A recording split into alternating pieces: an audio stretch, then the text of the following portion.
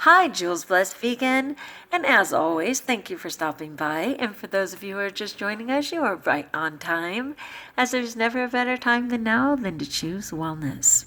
And I'm hoping to give you another step towards wellness. Yesterday, I was talking about affirmations, and at first, I was going to give you some affirmations, and then I thought, no, I want to empower you to be able to create affirmations that apply to you specifically.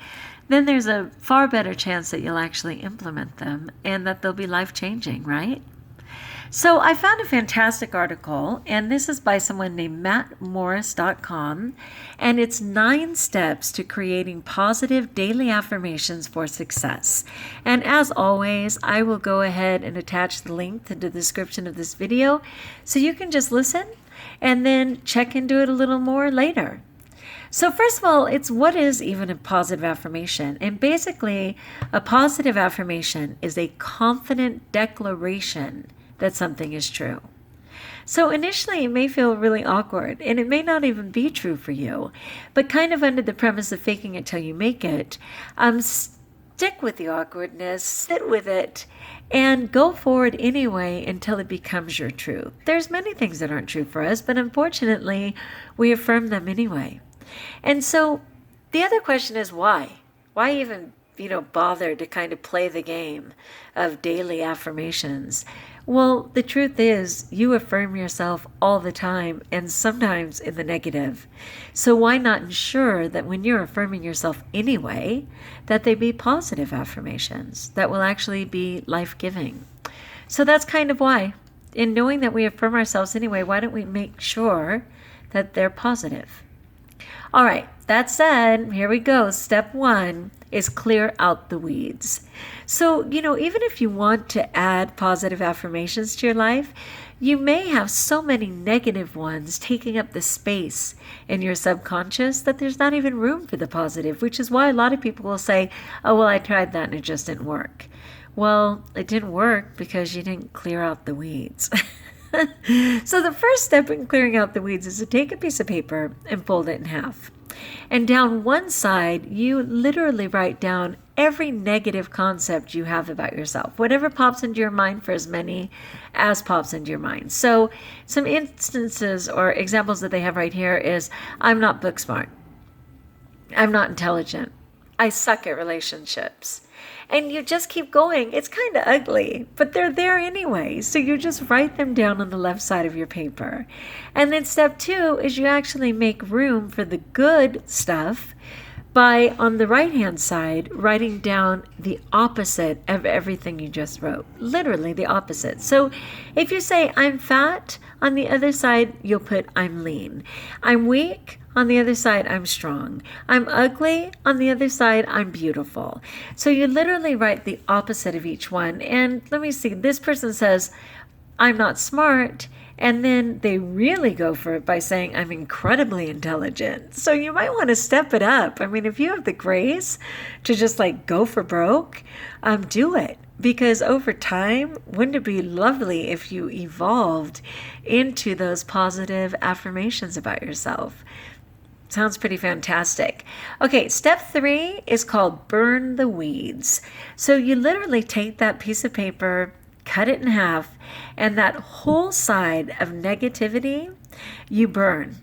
Or shred in your shredder, you get rid of it and you literally let it go. And one important thing to recognize is that even though we call things beliefs, in the middle of the word belief is L-I-E, as in lies. They're lies. A lot of it isn't even true. God created you perfect. You are in a fantastic space just by virtue of being you, the only one in all of time. And so if you have these negative beliefs about yourself, they were probably put on you by other people. It could have been, criticism from teachers, dare I say, as a teacher. It could have been, by a parent, a sibling, a wicked adversary. I don't know. But those things are not true, and you've got to let them go. So in the middle of beliefs is the word lie, and you're going to be getting rid of those lies. Okay, so number 4 is to get the verbiage right. And verbiage just means the actual wording that you've chosen for your affirmation. So the first thing is you want to make sure that it's in the present. It's not I will be, I'm going to be, it's I am. And it's not like is going to happen. It all has to be in the present tense, whatever that looks like. And I'm too tired to give more examples, but present tense, and when you read the article, you'll see more examples. The other thing is you have to be specific. So what is it, that you're actually working towards? And finally, you kind of wanted to evoke a strong emotion in yourself so that it's even worth your time. If it's not registering for you, again, you're not even going to follow through with it anyway. So, for example, here's an example that the guy has. Someone just said, I'm good with money. Ta-da! I'm good with money.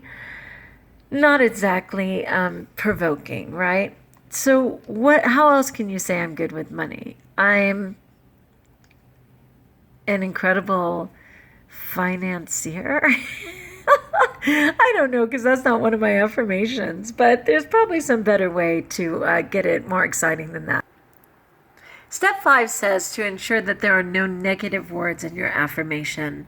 So negative words, and this doesn't just mean no or yes. So for instance, somebody was saying, I'm no longer worried about money. I'm debt free.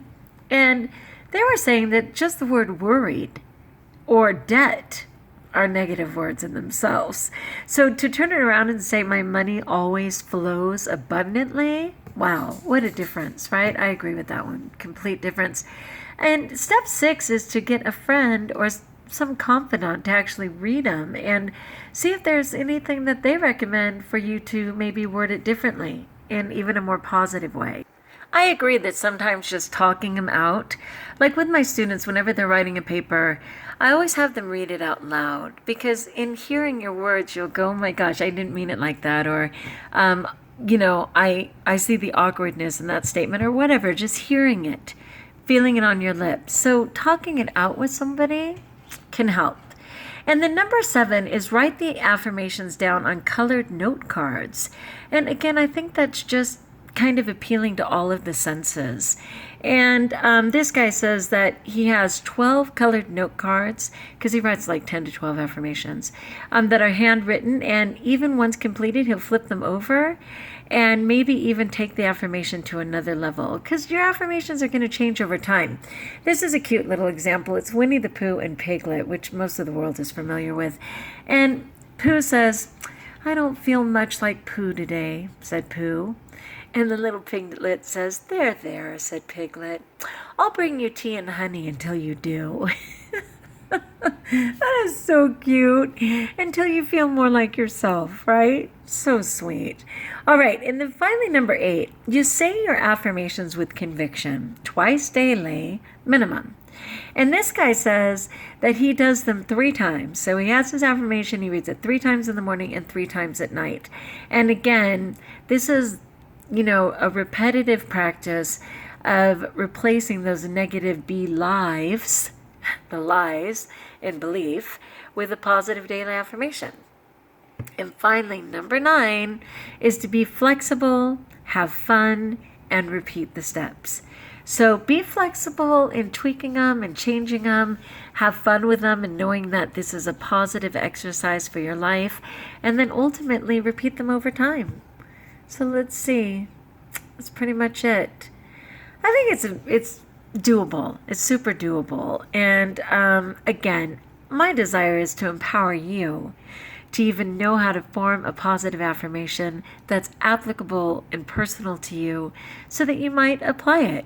And you certainly don't need 10 or 12 for me. I like to have like 1 or 2 affirmations that I can really focus on, and then ultimately I'll change them up over time. I like the idea of the half paper with just, spilling out all the negativity and then flipping it to all the positives, rewriting it in the positive, and then ultimately throwing away the negativity. But again, I can't imagine 10 or 12 a day. And most of us have so many other self-help avenues, right? Like I'm totally in the raw reset right now. I'm doing Dawn's rebounder challenge. Dawn's happier rebounder challenge. I've got my own life going on, but I certainly want some affirmations that are applicable to me specifically. And I feel like these steps help. So again, I will go ahead and place them in the description so that you can look at the article yourself.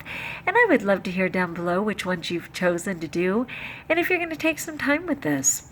So if you like the video, join us if you haven't, and do know that I will be here for you to support you if you leave comments. And I'm so grateful that you are on this journey, just trying to better yourself, because it's not required.